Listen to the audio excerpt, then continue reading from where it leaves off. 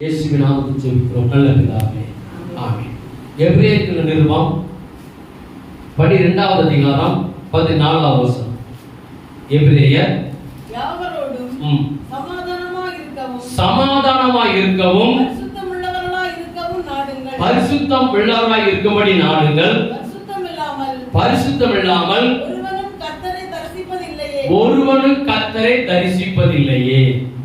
செய்தியுடைய தலைப்பு, தேவனை தரிசிக்க பரிசுத்தம் அவசியம் தேவை. செய்தியுடைய தலைப்பு, தேவனை தரிசிக்க பரிசுத்தம் அவசியம் தேவை. அப்போ மீண்டும் வசனத்தை வாசிங்க. யாவரோடும் சமாதானமாய் இருக்கவும் அவர் யாரை குறித்து சொல்கிறாரா? விசுவாசிகளை பார்த்து அவர் பேசுறார் பவுல். யாவரோடு எப்படி இருங்க? சமாதானமாய் இருங்க. இரண்டாவது, பரிசுத்தமாய் இருங்கள். அப்போ கிறிஸ்துவுக்குள் வாழுகிற பிள்ளைகளுக்கு என்ன வேணும்?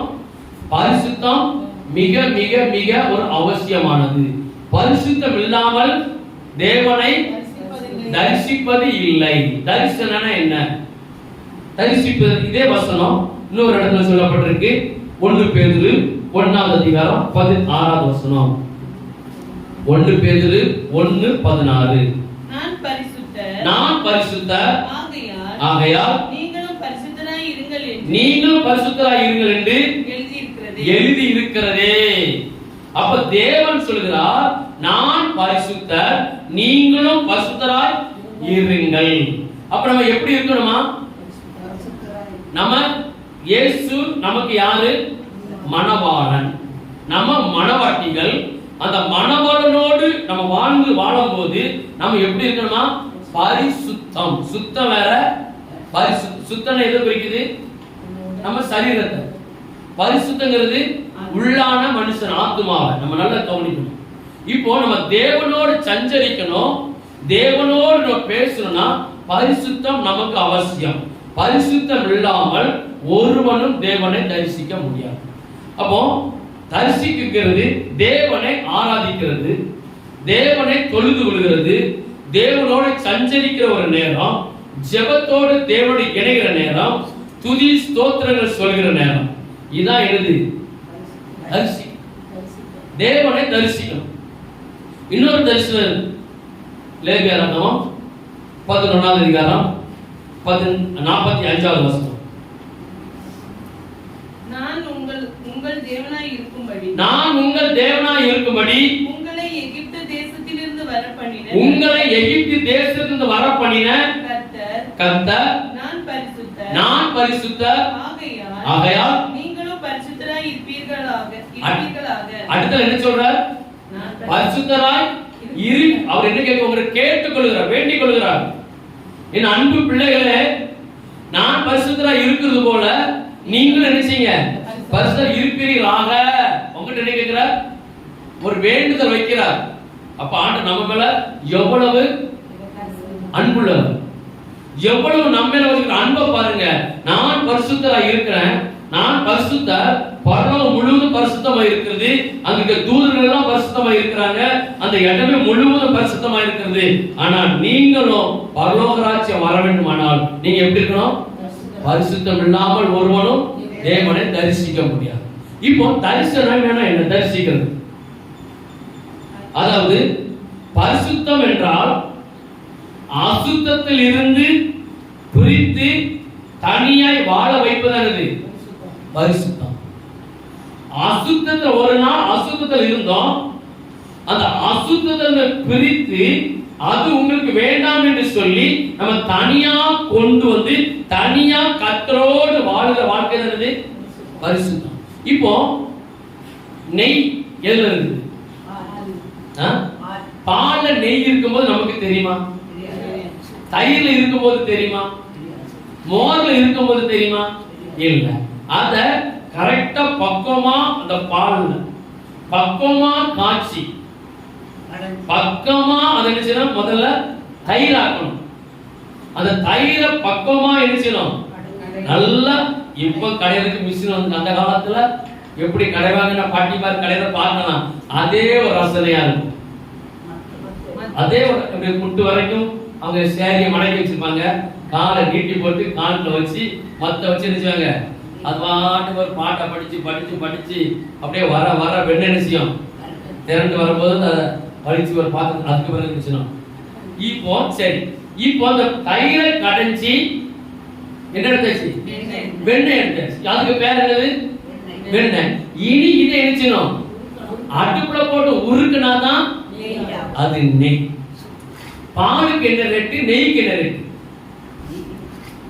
கொஞ்சம் ஒரு நிமிஷம் யோசித்து பாருங்க. நீங்க வாங்குற 1 லிட்டர் பாலுக்கு என்ன ரேட்டு, நீங்க வாங்குற 1 லிட்டர் நெய்க்கு என்ன ரேட்டு?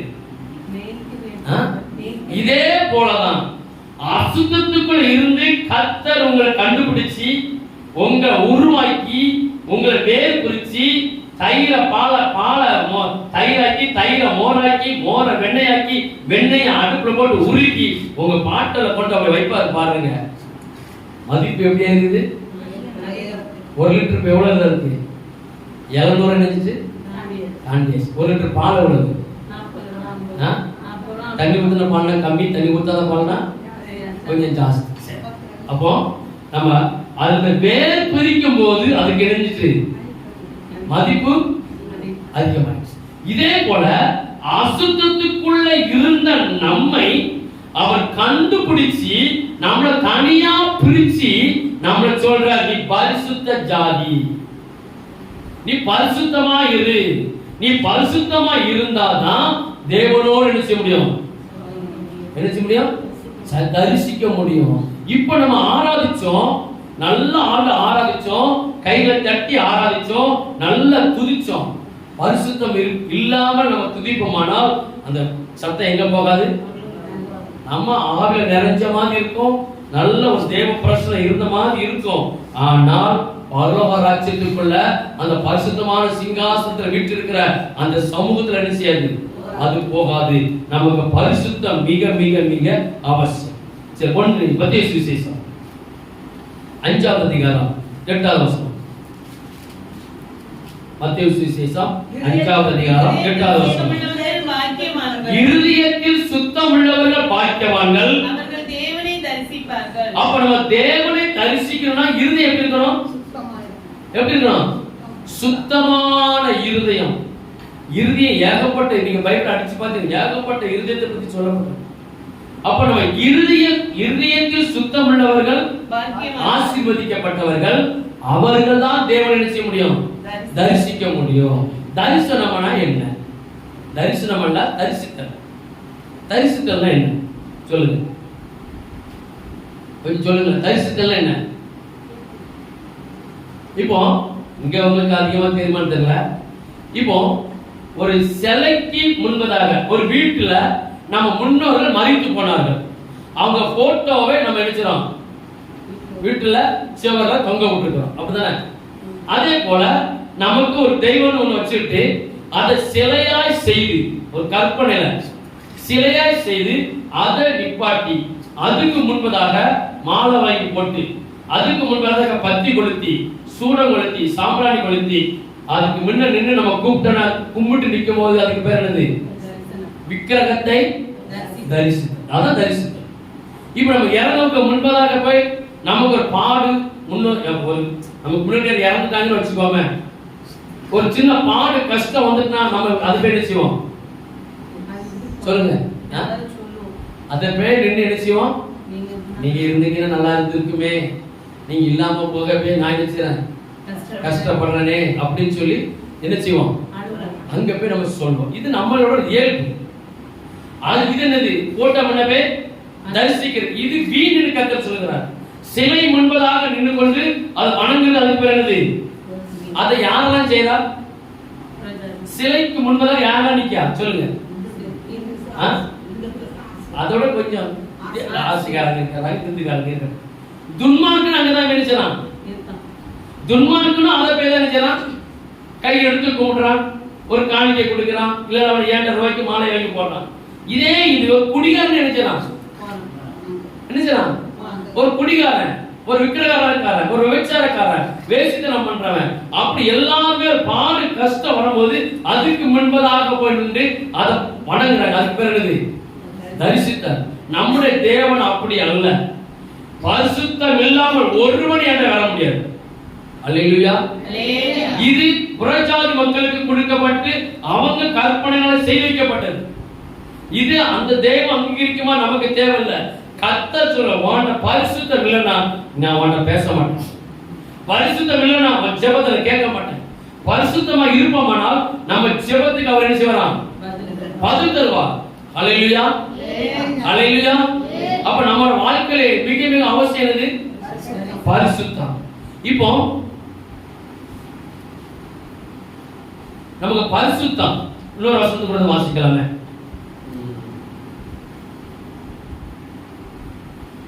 பிலிப்பியர் 2வது அதிகாரம் 5வது வசனம். பிலிப்பியர் 2வது அதிகாரம் 5வது வசனம்.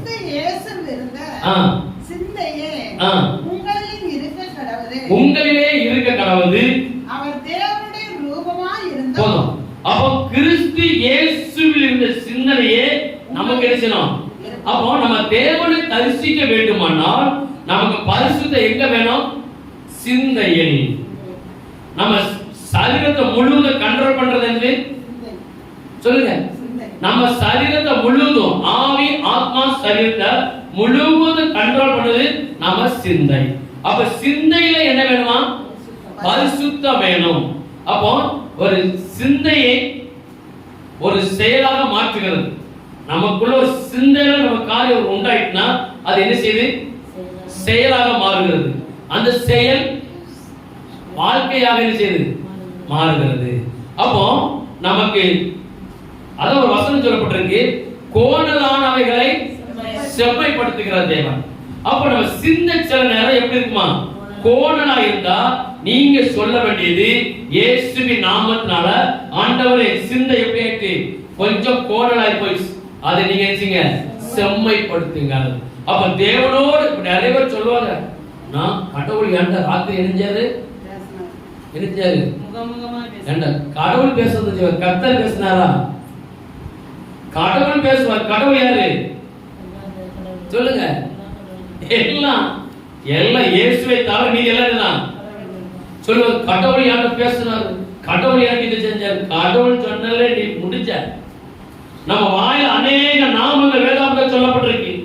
இயேசுவின் நாமம் கர்த்தர் தேவன் சொல்லி ஏகப்பட்ட நாமங்கள் நமக்கு கர்த்தர் செஞ்சிருக்கிறார். கடவுள் பேச நம்மகிட்ட. அப்போ நம்ம கடவுள் நம்மகிட்ட பேசுறாரு ஒரு வார்த்தை சொல்றாங்கன்னு வச்சுக்கோங்களேன். அவங்க நல்லவங்களா கெட்டவங்க எதை வச்சு கண்டுபிடிக்கணுமா? அவருடைய கனிகளால் நீங்க அறிந்து கொள்வீர்கள். அல்லேலூயா. அல்லேலூயா. ஒருத்தர் தேவன் பேசுகிறார்னா அவன் கனியை கண்டுபிடிக்கணும். அவன் கனி எப்படி, அவன் வாழ்க்கை எப்படி, அவன் ஜீவியம் எப்படி, அவன் எப்படிப்பட்ட ஆளுன்னு சொல்லி நம்ம கனிகளை வச்சு அவங்க எப்படி சொல்லலாம்? தேவன் பேசுகிறாரா இல்லையான்னு சொல்லலாம் நான் கண்டுபிடிச்சுக்கலாம். இப்போ அந்த சிந்தைங்கிறது மறைக்கப்பட்ட ஒரு பகுதி. இப்போ மரத்துல ஒரு பெரிய மரம் இருக்குது. மரத்துக்கு வேற எங்க இருக்கு? எல்லாருக்கும் கவனிக்கணும். பெரிய மரம் இருக்குது. அந்த மரத்துக்கு ஸ்ட்ராங்கா நிக்கிறதுக்கு என்ன வேணும்? ஆணி வேர் வேணும். அந்த மரத்தை பலப்படுத்தி நிக்கிறதுக்கு. அந்த மரம் உயிரோடு இருக்கிறதுக்கு தண்ணி வேணும். அதுக்கு என்ன செய்யும்? நிறைய கிளை வேர்கள் என்ன செய்யும்? தண்ணி இருக்கிற இடத்தை பார்த்து அது போகும். அதே போல மரம் விழாம இருக்கிறதுக்கும் பிடித்துக் கொள்ளும். ஆனா மரம் எங்க இருக்கு? வெளியில தெரியுமா? இதே போல சிந்தை அப்படிதான். இப்போ ஒரு கணவனுடைய சிந்தைய ஒரு மனைவி அறிய முடியுமா முடியாதா? ஒரு கணவனுடைய சிந்தைய ஒரு மனைவி அறிஞ்சிட்டானா கண்டிப்பா குடும்பம் நடத்த முடியாது. என்ன செய்ய முடியாது? கண்டிப்பா அதுல மனைவியுடைய சிந்தையும் கணவன் என்ன செய்ய முடியாது. அது எங்க இருக்கு? அது மறைக்கப்பட்டிருக்கு. அந்த சில நேரங்கள் செயல் நினைச்சலாம். அதான் கனி. அப்போ அது ஒரு மறைக்கப்பட்ட ஒரு பகுதி. சிந்தைங்கிறது மறைக்கப்பட்ட, கண்ணால பார்க்க முடியாது. அவங்க நடைமுறை வாழ்க்கை வச்சு வர ஓரளவு நினைச்சலாம். அதான் சுருக்கமா சொன்னேன். இப்போ பிள்ளையோட சிந்தைய பெற்றோர்கள் கண்டுபிடிக்க முடியுமா? புரியுமா? புரிஞ்சதுன்னா ஸ்தோத்திரம். அதான் நடத்திய வச்சு ஆனா கொஞ்சம் தான் நினைச்ச முடியும். முழு சிந்தனையும் நம்ம சிந்தைக்குள்ள நம்ம நினைச்ச முடியாது, கண்டுபிடிக்கவே. அது மறைக்கப்பட்ட ஒரு பகுதியா. அப்போ நமக்கு தவறான ஒரு சிந்தை நமக்குள்ள வருமானால் நம்ம ஆவிக்குரிய வாழ்க்கை இருந்துரும் கரைப்படுத்தி விடும். இப்போ நிறைய நீங்க பார்க்கலாம், நிறைய பிள்ளைகள் கெட்ட வார்த்தை தாறுமாறா பேசுவாங்க. கேட்டிருக்கீங்களா? கர்த்தருடைய பிள்ளைகள் சொல்றாங்க, கெட்ட வார்த்தை தாறுமாறா பேசுவாங்க, பயங்கரமா பேசுவாங்க. அவங்க செயல்பாடு எல்லாம் வித்தியாசமா இருக்கும். அதை பார்த்தாலே நமக்கே அது ஏண்டாங்கிற கேள்வி வரும். ஆனா அவங்க என்ன சொல்லுவாங்க, ராத்திரி கர்த்தர் என்னோடு பேசு. எனக்கு தெரிஞ்ச ஒரு ஊழியக்காரர் இருக்கிறாரு, கெட்ட வார்த்தை பேசினா அவரை மாதிரி யாரும் முடியாது. எனக்கு பேச முடியும். பயங்கரமா திட்டி எடுத்துவார். கொச்சையா உரிச்சு வச்சிருவார். அசிங்கமா பேசுவார். ஆனா ஞாயிற்றுக்கிழமை ஆராதனைல அதே மாதிரி அபிஷேகம் எங்கேயும் கிடையாது. அப்படியே அதான் சொல்லிட்டு வரேன். அப்போ பயங்கரமா அபிஷேகம், ஞாயிற்றுக்கிழமை ஆராதனை, வீட்டு கூட்டத்துல ஆராதனை, அங்க உருண்டு இங்க உருண்டு, ஓ பார்க்கணும் பரவசமா இருக்கு. ஆனா அவர் வீட்டுக்குள்ள பேசுற வார்த்தைய பாத்தீங்கன்னா, அவர் சொல்றார், ஆண்டவர் நேத்து என்னோட நீ அங்க போய் சொன்னார், அங்க போனேன், இங்க போய் சொன்ன, இங்க போன. யாரு? சிந்தையில பரிசுத்தம் இல்லாமல் ஒருவனும் தேவனை. அப்ப அவங்க பேசுறது யாரு? அப்ப அங்க அசவாடி கொண்டிருக்கிறது யாரு? சொல்லுங்க. அசுத்தம் பிளஸ் அசுத்த ஆவி. நம்ம கனிகளை கண்டுபிடிக்கணும். அப்ப நம்ம தேவனோடு பேசணும்னா நமக்கு என்ன வேணும்? பரிசுத்தம் மிக மிக மிக மிக மிக அவசியமாக காணப்படுகிறது. அப்போ மார்க்கு சுவிசேஷம் 7வது அதிகாரம் 21, 22, 23 வேகமா வாசிங்க. மார்க் 7வது அதிகாரம். மனுஷனுடைய இதயத்துக்குள் இருந்து எப்படி எனில் மனுஷனுடைய இதயத்துக்குள் இருந்து பொல்லாத சிந்தனைகளும் விபச்சாரங்களும் வேசித்தனங்களும் கொலை பாதகங்களும் களவுகளும் பொருள் ஆசைகளும் துஷ்டதனங்களும் கபடும் காம விகாரமும் வன்கண்ணும் தூஷணமும் பெருமையும் மதிகே. எத்தனை வெரைட்டிஸ் போட்டிருக்குதுல? இத்தனை கனி எங்க இருக்கா? அத முக்கியமா சொல்லப்பட்டிருக்கு, பொல்லாத சிந்தனை. அப்ப சிந்தனை எங்க பிறப்பிடமாகுது? நம்ம இருதயத்துக்குள்ள இவ்வளத்தையும் வச்சுட்டு நான் தேவன் என்ன பேசினார்னா 100க்கு 100 என்னது ஏற்றுக்கொள்ள வேண்டாம். பரிசுத்தம் இல்லாமல் கர்த்தர் சொன்னதுதான். யாரெல்லாம் பரலோகம் போவான்னு சொல்லி பெரிய லிஸ்ட் போட்டு வச்சிருக்கிறார், யாரெல்லாம் போக மாட்டான்னு லிஸ்ட் போட்டு வச்சிருக்கிறார்.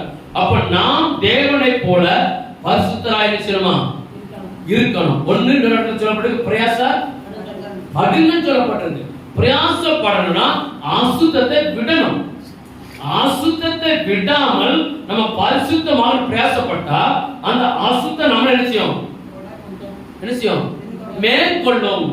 மேற்கொள்ளும் போது அந்த அசுத்தமான கிரியைகள் தான் முழுவதும் இதயத்துக்குள்ள வாசம் பண்ணும். அதுக்கு தான் சொல்லப்பட்டிருக்கு இத்தனை விதமான காரியங்கள். அதே போல கலாத்தியர் 5வது அதிகாரம் 19வது வசனம் முதல் 21வது வசனம் முடிய மாம்சத்தின் கிரியைகள் வெளியரங்கமா இருக்கின்றன. அவையாவன விபச்சாரம், வேசித்தனம், அசுத்தம், காம விகாரம், விக்கிரக ஆராதனை, பில்லி சூனியம், பகைகள், குரோதங்கள், வைராக்கியங்கள், கோபங்கள், சண்டைகள், பிரிவினைகள், மார்க்க பேதங்கள், பொறாமைகள், கொலைகள், வெறிகள், களியாட்டுகள் முதலானவைகள். இவ்வளவு என்னது? மாம்சத்தின் இதெல்லாம் எங்க பிறப்பிடம்? இருதயத்துக்குள்ள. அப்ப நம்ம இருதயம் எப்படி இருக்கணுமா? பரிசுத்தமா இருக்கு. நீங்களே அந்த ஆலயம். அப்ப நம்ம சரீரம் என்னது? ஆலயம். இந்த ஆலயத்துக்குள்ள ஒரு ஆத்மா இருக்குது. இந்த ஆத்மாக்குள்ள என்ன இருக்குது? ஒரு ஜீவன் இருக்குது. அந்த ஆத்மாக்குள்ளதான் கர்த்தர் என்ன செய்வார்? வாசம் பண்ணுவார். அல்லேலூயா. அப்ப நம்ம ஆத்மா எப்படி இருக்கணும்? பரிசுத்தமாய் காணப்பட வேண்டும். நம்ம பரிசுத்தம் இல்லாமல் தேவனை தரிசிக்கவே முடியாது, தேவனை பேசவே முடியாது. கர்த்தர் நமக்கு தேவனுக்கு நமக்கு மலையை போல மத்தியில் நிப்பாட்டிடுவார். அது என்ன செய்ய முடியாது. நீங்க பேசுறதெல்லாம் ஒன் வே ஸ்பீச். நீங்க பேசுறதெல்லாம் நிச்சயம் அங்கே நிச்சயம். நம்ம ஜெபம் பண்றதெல்லாம் நிச்சயம் அங்க போகும். ஆனா பதில் வராது. எல்லாம் பெண்டிங்ல கிடக்கும். எல்லாம் நீங்க ஒன் வே ஸ்பீச்சிங் சொல்ல சொல்ல அங்க கேட்டுட்டே இருக்கும். அங்கிருந்து பதில் வர காரணம் பரிசுத்தம் இல்லாமல் தேவனை தரிசிக்க. இப்ப சாதாரணமா ஒரு ஆலயத்துக்குள்ள தேவனை ஆராதிக்கிற ஆலயங்களை தவிர வேற ஆலயத்துக்குள்ள போகும்போது அந்த பக்திமான் எப்படி போறாங்க? எப்படி போறாங்க? சரித்திரம் நல்ல சுத்தமா இருக்கு. அவங்க ஆத்மா இருக்கு. விக்கிரத்துக்குள்ள போறவன் கொஞ்சம் பயம், போலியான பயபக்தி அனுப்பிச்சா உள்ள போறான். செருப்பு எங்க கிடச்சு போறான்? சொல்லுங்க. ஆலயத்துக்கு அதுக்கும் சம்பந்தமே இருக்கா? அவன் வேட்டி அனுப்பிச்சாங்க, இறக்கி விட்டு துண்டு அறையில கட்டி அவங்க ஒரு பயபக்தி அனுப்பிச்சாங்க போறாங்க. எதுக்கு? ஒரு போலியான தெய்வத்தை தேடுறதுக்கு, ஒரு மெய்யான ஒரு பக்தி போகுது. ஆனா மெய்யான தேவனை தேடுகிறதுக்கு ஒரு பொய்யான பக்தி நம்ம நினைச்சிடும். நம்ம உருவாக்கிட்டோம். அன்னைக்கு எனக்கு யூடியூப்ல காமிச்சா ஒரு ஊழியத்தை காமிச்சேன். அவன் டான்ஸ பார்க்கணும். கத்த நியாயத்தீர்ப்பு நாள்ல 2 காதுல ஓட்ட போட்டு நினைச்சிடும். எல்லாருக்கும் இடைஞ்சல். இது பார்க்கணும். அவனை காமிச்சு நீ பாரு என்ன லட்சணமா இருக்கு. இதெல்லாம் பரிசுத்தம் இல்லாத ஒரு அத கால ஷூ போட்டு பாட்டுக்கும் டான்ஸுக்கும் சம்பந்தமே இல்லை. ஒரே ஆட்டம். அந்த டான்ஸை நீங்க பார்க்கணும். தேவன் சந்தோஷப்படுவாரா துக்கப்படுவாரா? அவர் சொல்ற மதிகேடனே, நான் பரிசுத்தராய் இருக்கிறப்ப நீ என்ன செய்? உன்னை பரிசுத்தப்படுத்து. நீ தீட்ட அருவருப்பா என் சன்னிதானம் நீ வராத. கர்த்தர் நம்ம என்ன செய்யணும்? நம்ம பிள்ளைகளை ஆசீர்வதிக்கணும், குடும்பங்களை ஆசீர்வதிக்கணும், நம்ம ஆரோக்கியமா வாழ வேண்டும். பரிசுத்தம் மிக அவசியம். கர்த்தர் நம்ம என்ன செய்றார்? பேசிக் கொண்டிருக்கிறார். அப்போ தேவனை தரிசிக்கிறதுக்கும் தேவனோடு நெருங்குறதுக்கும் பரிசுத்தம் மிக அவசியம். ஆனா அந்த பரிசுத்தத்தை கெடுக்கிறதுக்கு யார் வருவா? அசுத்த ஆவி. 4 நபர் இருக்கிறாங்க.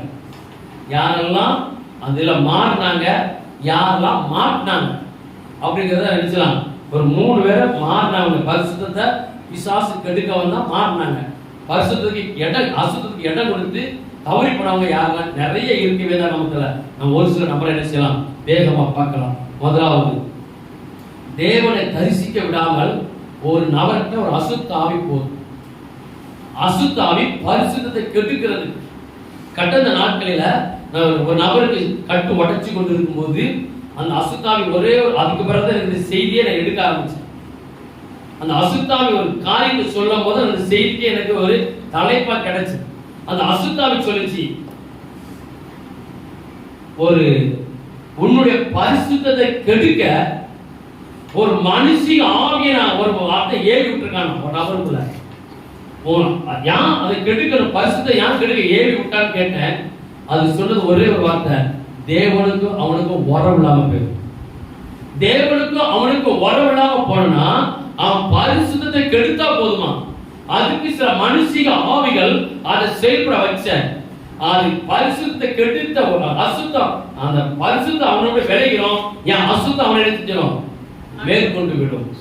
அதுக்கு பேர் தான் பார்த்தேன், இப்படி ஒரு காரியம் இருக்குன்னு சொல்லி உடனே ஒரு கெட்டிங்க கத்த தந்தார். உடனே செய்திங்க தெரிஞ்சுட்டார், தந்துட்டார். இப்போ நம்ம பார்க்கலாம், முதல்ல பரிசுத்தத்துல குறுக்கே வந்தது யாருன்னு சொல்லி லூக்கா சுவிசேஷம் 1ஆம் அதிகாரம் 26ஆம் வசனம் முதல் 35ஆம் வசனம் வரை முதல் சம்பவம் மரியாதை குறித்து. லூக்கா 1:26. 6ஆம் மாதத்தில் காபிரியேல் என்னும் தூதன் 6ஆம் மாதத்திலே காபிரியேல் என்னும் தூதன் கலிலேயாவில் உள்ள நாசரேத் என்னும் ஊரில் தாவீதின் வம்சத்தானாகிய யோசேப்பு என்கிற நாமமுள்ள பேருள்ள புருஷனுக்கு நியமிக்கப்பட்டிருந்த ஒரு கன்னிகை இடத்திற்கு தேவனாலே அனுப்பப்பட்ட அந்த கன்னிகையின் பேர் மரியாள். அவள் இருந்த வீட்டில் தேவதூதன் பிரவேசித்து முதல்ல அந்த மரியாள் கிட்ட போய் யாரு போறா? ஒரு தேவதூதர், கர்த்தருடைய பரிசுத்த சன்னிதானத்தில் நிற்கிற பரிசுத்தமான ஒரு தேவதூதன் நேர போய் மரியாள் பக்கத்துல போய் சொல்றான், கிருபை பெற்றவளே நீ வாழ்கன்னு சொல்லி முதலாவது வாழ்த்துகிறார். கர்த்தர் உன்னுடனே இருக்கிறார். கர்த்தர் உன்னுடனே இருக்கிறார். அடுத்த பாயிண்ட் என்ன சொல்றாரு? கர்த்தர் உன் கூட இருக்கிறார். அப்ப அந்த மரியாள் யாரு? சொல்லுங்க. பரிசுத்தமானவர். இப்ப நம்ம இன்னொரு பாயிண்ட் தெளிவா கர்த்தர் தருவார். அப்ப மரியாள் ஒரு பரிசுத்தமா இருக்க போய் தான் தேவ தூதர் வந்து சொல்றாரு, உன்னை கதிரச்சார், உன் கூடவே இருக்கிறார். ஸ்திரீகளுக்குள்ளே நீ ஆசீர்வதிக்கப்பட்டவள். எல்லா பெண்களுக்குள்ள நீ ஆசீர்வதிக்கப்பட்டவள்.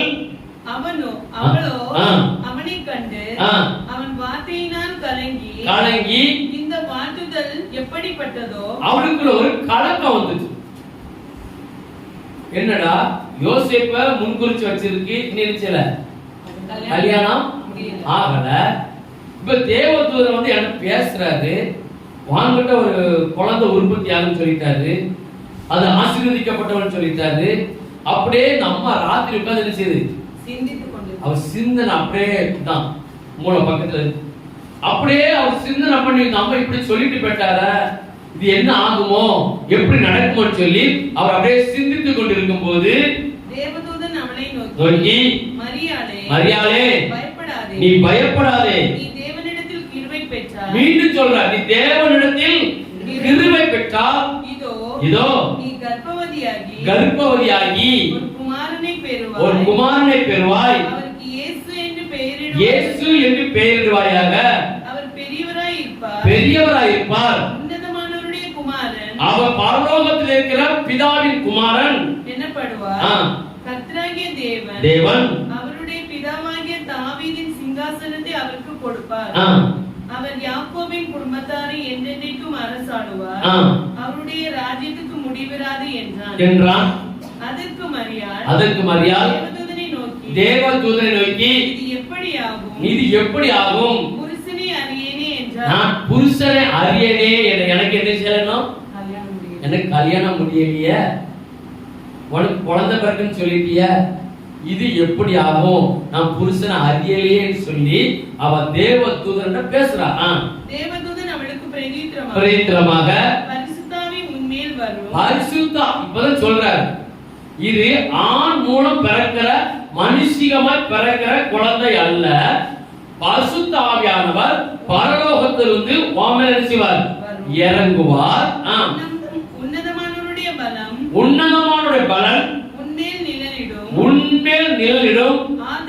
ஆதலால் உன்னிடத்தில் பிறக்கும் பரிசுத்தம் உள்ளது தேவனுடைய குமாரன் என்னப்படும். போதும். அப்போ அவ ஒரு காரியத்தை பத்தி சிந்தித்துக் கொண்டிருக்கிறாள்.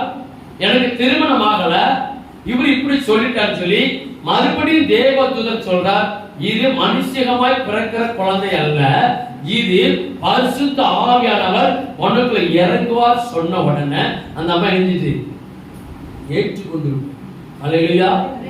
அதை ஏற்றுக்கொண்டு விட்டதுனால திருப்பி என்ன செய்யல, ஒரு பதிலும் சொல்லல. அப்ப அந்த அம்மா சிந்தனை எப்படி இருக்கு சொல்லுங்க.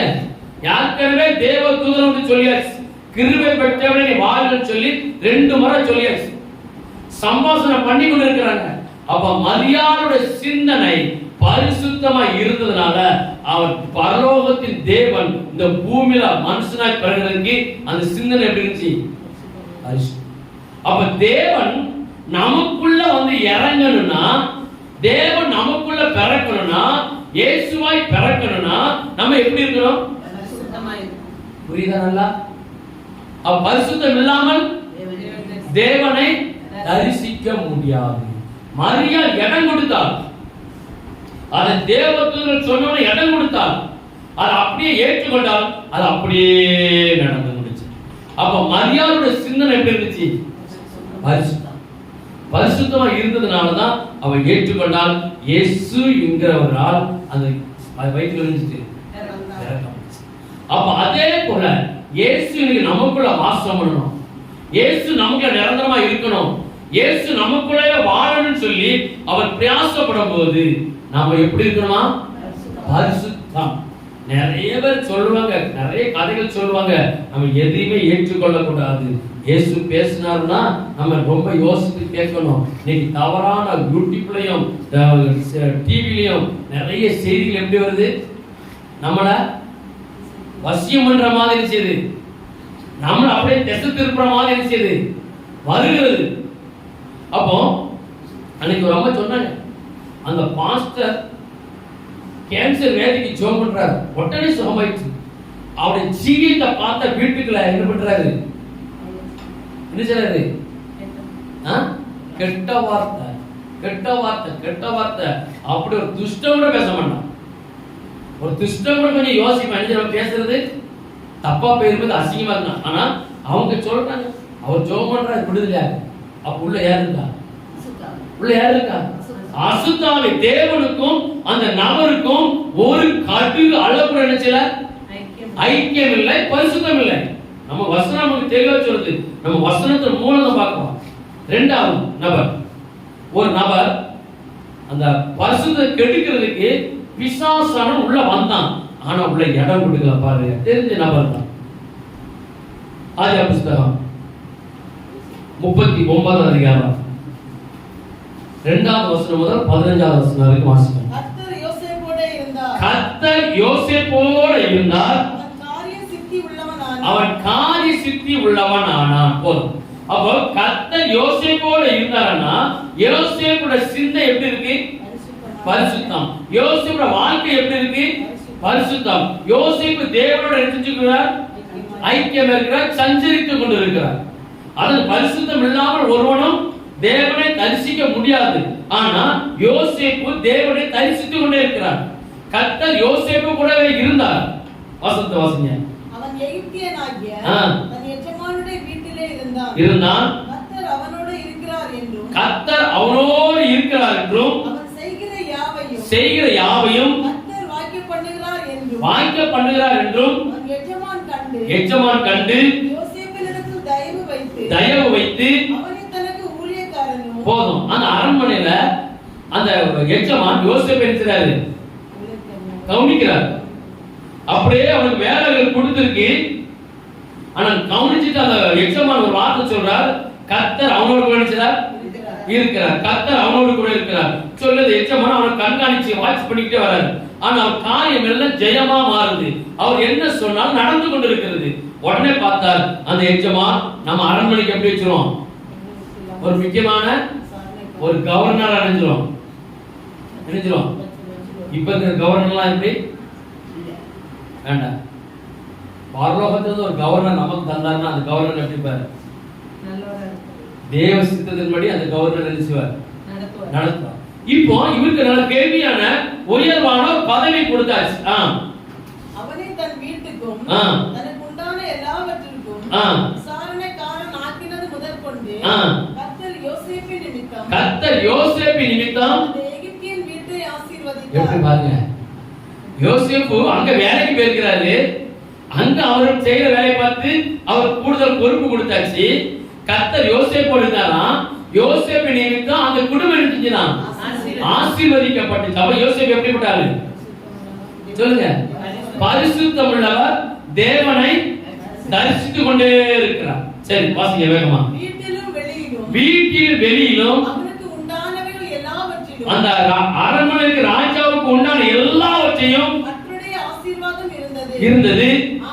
ஆகையால் அவன் தனக்கு உண்டானதை எல்லாவற்றையும் யோசேப்பின் கையிலே ஒப்பு கொடுத்து விட்டு தான் புசிக்கிற போஜனம் தவிர தன்னிடத்தில் இருந்த மற்றொன்றை குறித்தும் எப்படி? கொஞ்சம் யோசித்து பாருங்க. அவன் சாப்பாட்டை மட்டும்தான் அவனுக்கு நினைச்சல. அரண்மனையில ராஜா பாரத்துல முழு பொறுப்பையாக்க கொடுத்தாச்சு. யோசிப்பு சாப்பாட்டை மட்டும்தான் நினைச்சல. அவ்வளவு ஒரு நம்பிக்கை ஏன் மேல? யோசிப்பு சாப்பாட்டை கொடுத்தா ராஜா தான் செய்யணும், பட்டினியா கிடக்கணும். ஏன்னா யோசிப்பு சாப்பிட்டா ராஜா கணக்கு செய்யாது, பசி தீராது. ஏன்னா எவ்வளவுதான் அம்மாவோ அப்பா இருந்தாலும் வாயும் வயிறும் வேற தானே. அதனால அவர் பார்த்த சாப்பாட்டை மட்டும்தான் அவர் பொறுப்புல வச்சுக்கிட்டார தவிர மீதி எல்லாமே அவனுக்கு கொடுத்துட்டாரு. யோசேப்பு எப்படியா? அழகான ரூபமும். அழகுனா என்ன? சௌந்தரியம் என்ன? அழகு சௌந்தரியம் பேரழகு அப்படிதானே. அழகான ரூபம், அவன் உடல் அமைப்பு எப்படி இருக்கு? பாட்டம் சாட்டமா அழகா பார்த்த உடனே இருக்கணும், பிடிக்கும். சில பேர் என்ன செய்யும்? பார்க்க தான். சில பேரை பார்த்த உடனே அழகு போட்டு. ரெண்டாவது சௌந்தரியம். சௌந்தரியம் அவன்கிட்ட ஒரு குறைபாடு என்ன செய்யல. அப்புறம் சிலர் அழகா இருப்பாங்க, ஆள் எப்படி இருப்பாங்க? குட்டையா இருப்பாங்க. சிலர் அழகா இருப்பாங்க, ஓகோ மரமே அப்படி 7 அடி 8 அடி கோலியத்துல தாண்டிடுவாங்க அப்படிதானே.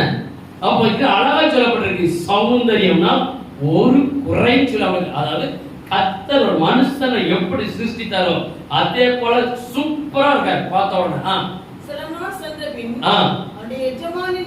எஜமானின் மனைவி யோசேப்பின் மேல் கண் போட்டு என்னோட சயனி என்றாள். அவனோ எஜமானுடைய மனைவியின் சொல்லுக்கு இணங்காமல் அவளை நோக்கி இதோ வீட்டிலே என்னிடத்தில் இருக்கிறவைகளில் யாதொன்றை குறித்தும் ஆண்டவன் விசாரியாமல் நமக்கு உண்டான எல்லாவற்றையும் என் கையில் எல்லாவற்றையும் என்னை விசாரிக்க மாட்டேங்கிறாரு, என்னை கண்காணிக்க மாட்டேங்கிறாரு. எந்த கேள்வி எந்த கணக்கு வழக்கு கேட்கல. என் முழு நம்பிக்கை இருக்கிறாரு. இந்த வீட்டிலே என்னிலும் பெரியவன் இல்லை. நீ அவருடைய மனைவியா இருக்கிறபடியால் உன்னை தவிர வேறொன்றையும் அவர் எனக்கு விலக்கி வைக்கவில்லை. அது சொல்லிட்டாரு. யோசேப்பு என்ன சொன்னாரு? ராஜா என்ன சொன்னாரு? நான் சாப்பாட்டை மட்டும்தான் விலக்கி வச்சிருக்கேன், மீதி எல்லாம் நினைச்சிட்டேன் உன் கையில கொடுத்துட்டேன்னு சொல்லிட்டாரு. ஆனா யோசேப்பு என்ன சொல்றாரு? உன்னை மட்டும்தான் நினைச்சிருக்கிறாரு, விலைக்கு வச்சிருக்கிற மீதி ஏன் வந்துட்டார். இதான் நினைச்சது. இதான் என்னது? இப்படி இருக்க நான் இத்தனை பெரிய பொல்லாங்குக்கு உடன்பட்டு தேவனுக்கு விரோதமாய் பாவம் செய்வது எப்படி என்று சொல்லி அவள் நிமித்தம் அவள் இப்படி பேசிக்கொண்டு வந்தோம். இதே மாதிரிதான் இது வேற சமாச்சாரம் போட்டிருக்கு. யோசேப்புக்கும் இந்த ராஜாவோட மனைவிக்குள்ள சமாச்சாரம். சில நேரங்களில நமக்கும் நான் இதுக்கு மட்டும் சொல்லல, இதை தூக்கி வெளியில வச்சிருங்க. சில நேரங்களில தேவனுக்கும் நமக்கும் ஒரு உறவை துண்டிக்கிறதுக்கு, பரிசுத்த கெடுக்கிறதுக்கு சில நேரங்களில் பிசாசானவன் நம்ம அடிக்கடி நினைச்சுவான் ஏதாவது ஒரு காரியத்தை நினைச்சுவான், தூண்டி கொண்டே இருப்பான். 2 நாள் தோண்டுவான், 3 நாள் தோண்டுவான், 4 நாள் தோண்டுவான், 4வது நாள் அவன் கைக்குள்ள நினைச்சிருவான். இவ அடிக்கடி நித்தம் தினமும் சொல்லப்பட்டிருக்கு. தினமும் அவனை தொந்தரப்படுத்தி கொண்டே இருக்கிறான். தினமும் அவனை இருக்க விடுகிறது இல்ல. காரணம் அழகும் சௌந்தரியம், நல்ல ஞானம், நல்ல ஆளுமை. தேசத்துக்கு அரண்மனை எப்படி இருக்கிறாரு? எல்லாவற்றையும் ராஜா நம்பி கொடுக்கிறார், சூப்பர் மேனா இருக்கிறார். ஆனா அவளுக்கு ஒரு ஆசை வந்தது. ஆனா யோசிப்பு நினைச்சல, அதுக்கு இடம் கொடுக்கவில்லை. அவள் கடைசியில் நம்ம பார்க்கிறோம், அவள் மிக வருந்தி அவன் சட்டை பிடிச்சு இழுக்கிறான்.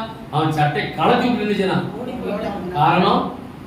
அப்போ இந்த ராஜா அரண்மனை இருக்கிற மனைவிக்கும் யோசேப்புக்கும், யோசேப்பு பரிசுத்த சிந்தையில இருக்கிறார், தேவனை தரிசிக்கக்கூடிய பரிசுத்தமா இருக்கிறார்.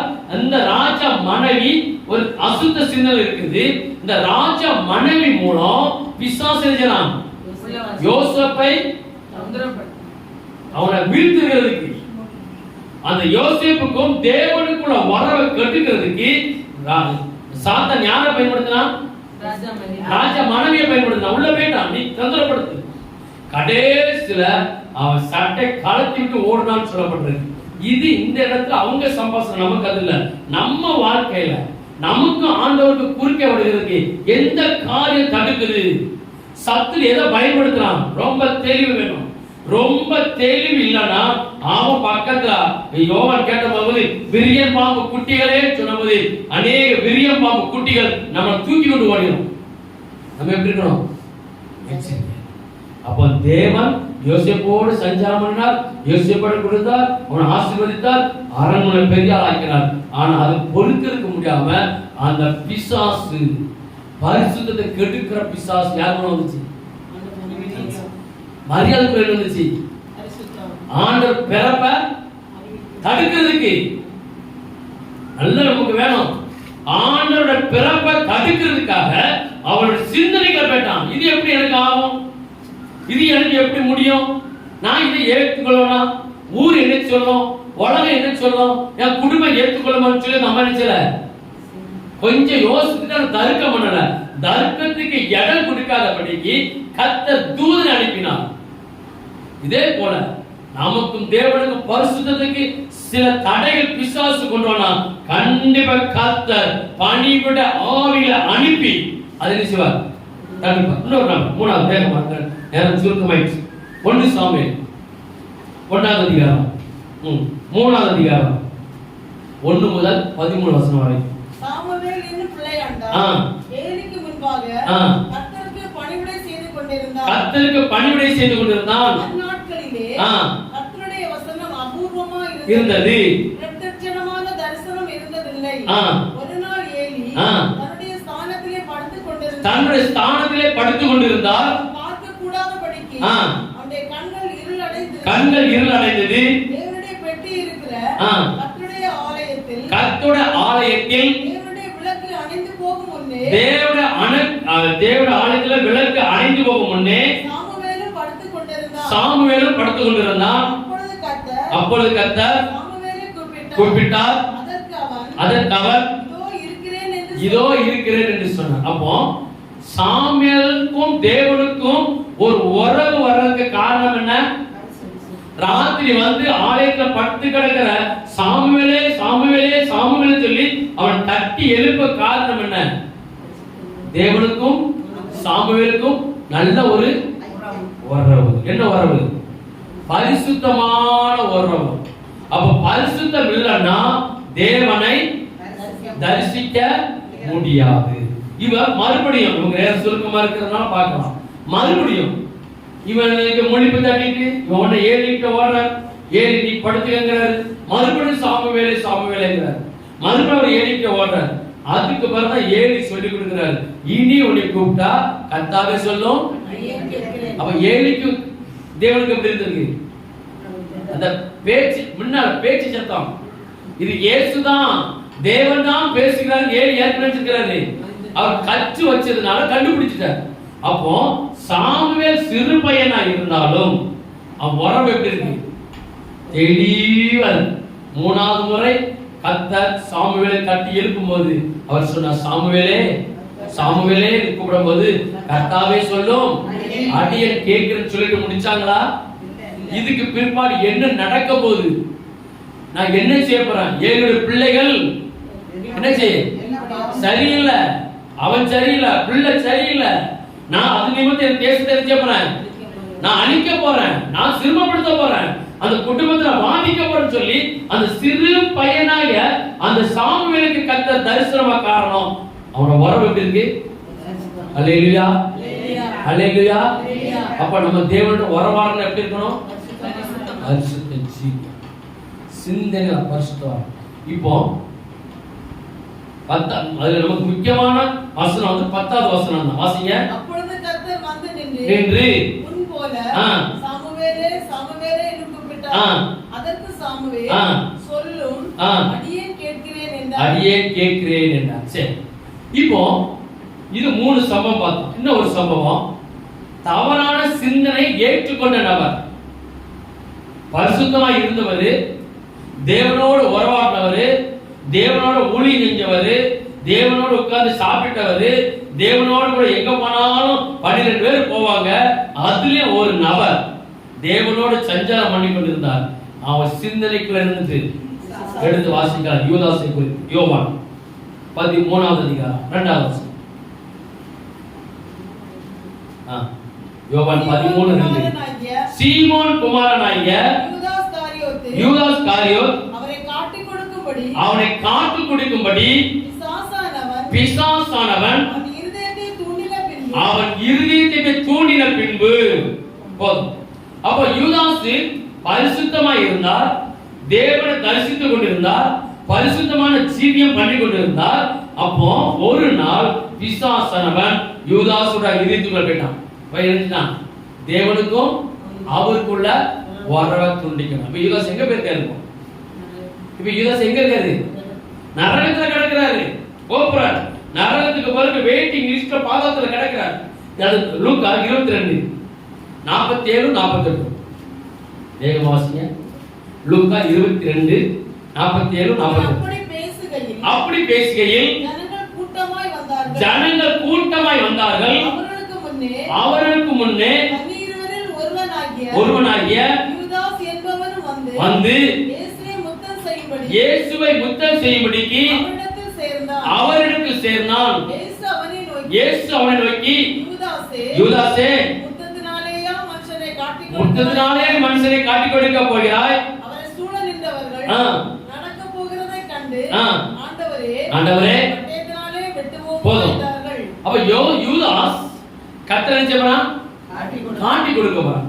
அப்படியே வச்சுட்டு மத்தேயு 26:14-16 வரை. 26:14-16.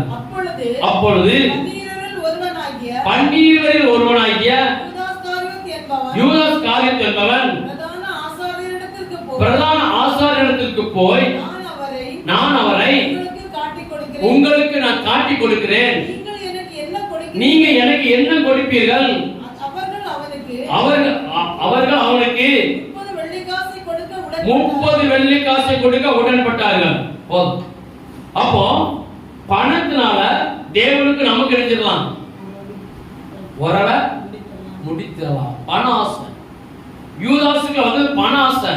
கர்த்தரை நான் காட்டி கொடுக்கிறேன், நீ எனக்கு எவ்வளவு தருவா? 30 காசு வாங்கியாச்சு. இப்ப எப்படி காட்டி கொடுப்பா? நான் அவரை போய் என்ன செய்வேன்? நான் முத்தம் செய்வேன். முத்தம் செஞ்சா காட்டி கொடுப்பேன். ஆனால் இயேசுவோடு கூட நிறைய சீஷர்கள் இருந்தாங்க. முதல்ல அவர் செலக்ட் பண்ணது 12 ஊழியக்காரங்க. அந்த 12 சீஷர்கள்ல யூதாஸ் தான் யாரு? அவர்தான் பணப்பையை தூக்கிட்டு அலையறவர். பணப்பையை தூக்கிட்டு அலையறது எப்பவுமே உங்களுக்கு பிசாசு என்ன செய்யலாம்? பணப்பை அதிகமா எவன் கையில வச்சிருக்கானோ அவன் கூட உள்ள யாரையும் வச்சு கட்டிருக்கான். நம்ம வெறுத்து பாக்குறோம். இப்போ பணப்பை வச்சு சம்பாதிச்சோம். இதே தான் சொன்ன ஒருத்தன். அவர் காலில் இப்படி போட்டு வம்பா போட்டு பரிமள ஜலத்தை ஊத்துறீங்களே, இதை வித்து எரிஞ்சலாம், இத்தனை காசுக்கு விற்கலாமே, ரேட்டு போடலாம் பாருங்க. அப்போ தேவனுக்கும் நமக்கும் பரிசுத்த வாழ்வை கட்டுக்கிறதுக்கு பணம், பொருள் ஆசை, உலகத்தின் இன்பம், உலகத்தின் சிற்றின்மை, ஆடம்பரம், மேட்டிமைகள் எல்லாம் எதுக்குள்ள வந்துருது? இந்த பணத்துக்குள்ள வந்துருது. இந்த இன்னைக்கு பணம் இருந்தாதான் நம்மள நினைச்சுவாங்க. பணம் இருந்தாதான் நம்மள மதிப்பாங்க. நீங்க ஒரு திருமண வீட்டுக்கு போனா அவங்களே போல கையில காத்துல கொஞ்சம் மிடுக்கப்பட்டாதான் உங்களுக்கு நினைச்சுவாங்க பேசுவாங்க. உங்க பக்கத்துல உட்காருவாங்க. உங்களுக்கு எப்படி இறங்க பார்த்துட்டு நீங்க சரியில்லைன்னா பார்த்து பார்க்காத போல போயிடுவாங்க. ஆனா நியாய தீர்ப்பு நாளுல கர்த்தர் அவங்க என்ன செய்வாரு? பார்த்தும் பார்க்காத போல உட்காந்து மாட்டிக்கிட்டார். எடு புஸ்தகத்தை, ஞாபக புஸ்தகத்தை. அன்னைக்கு என் பிள்ளை கையில காத்துல ஒண்ணும் போடல, அது பரிசுத்தமான எனக்கு உறவு, நல்ல உறவு உட்கார்ந்துருக்கு. நீ திருமண வீட்டுக்கு வந்துக்கிற அன்னைக்கு என்ன செஞ்ச? நீ பார்த்து பார்க்காம நீ நகை போட்டிருக்க, நீ நிறைய அணிஞ்சிருக்க, விளையாட வஸ்திரம் போட்டிருக்கன்னு சொல்லிட்டு என் பிள்ளைய ஒதுக்கினியோ, நீ அடுத்த பக்கம் போயிரு. என் பிள்ளைங்க இருக்கட்டு. வலது பக்கம். இப்ப நமக்கு என்ன வேணும்? வலது பக்கம். பரிசுத்தம். இப்ப நமக்கு எந்த பக்கம் வரணும்? வலது பக்கம். அப்ப நம்ம எது வேண்டாம்னு இருக்கணும்? வேணுமா வேண்டாமா?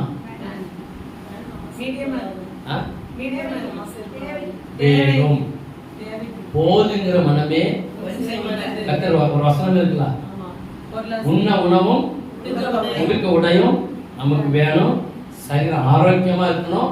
நோய் நொடி இல்லாமல், கடன் இல்லாமல், நல்ல கஞ்ச குடிச்சாலும் 3 நேரம் நல்லா திருப்தியா சாப்பிட்டுட்டு ராத்திரி நல்லா தூங்கணும். கொரட்டை போட்டு அயர்ந்த நித்ரா பண்ணணும். காலையில் எழும்பும் போது நம்ம மனசு எப்படி இருக்கணும்? ஃப்ரீயா ரிலாக்ஸா. ஒரு பையன் வீட்டு வாசல் வைக்க கூடாது. ராத்திரி தூங்கும் போது ஒருத்தர் வீட்டு வாசல் வைக்க கூடாது. காதவை கட்டக்கூடாது. அவன் தூங்கி எழுப்பினா நம்மளை போல பாக்கியவான்கள். அப்ப நம்ம பணத்தை, நம்ம பரிசுத்தத்தை, தேவனுக்கு நமக்கு உறவை கெடுக்கிறது என்னது? பரிசுத்தம் கெடுக்கிறது.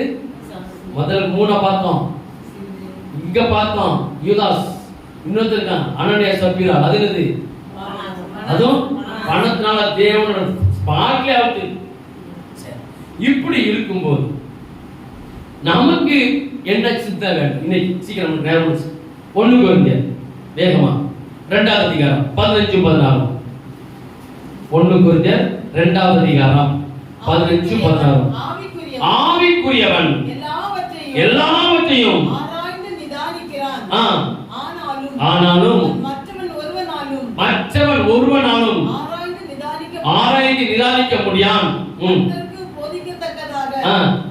சரி, இப்ப ஆவிக்குரியவன் எல்லாவற்றையும் நிதானிக்கணும், ஆராய்க்கணும். முதல்ல நிதானித்து பார்க்கணும். ஆவிக்குரியவன் கர்த்தரோடு இருக்கிறவன். இப்போ நமக்கு ஒரு பரிசுத்தமான ஒரு வாழ்க்கை வாழணும்னா 2 பாயிண்ட் தான். சிம்பிளான பாயிண்ட், ஈஸியான பாயிண்ட். நமக்கு தேவனுக்கு பரிசுத்தமான ஒரு வாழ்க்கை வாழணும்னா 119வது சங்கீதம் 113வது வசனம். 119வது சங்கீதம் 113வது வசனம். வீண் சிந்தனைகளை நான் வெறுத்து வேதத்தில் பிரியப்படுகிறேன்.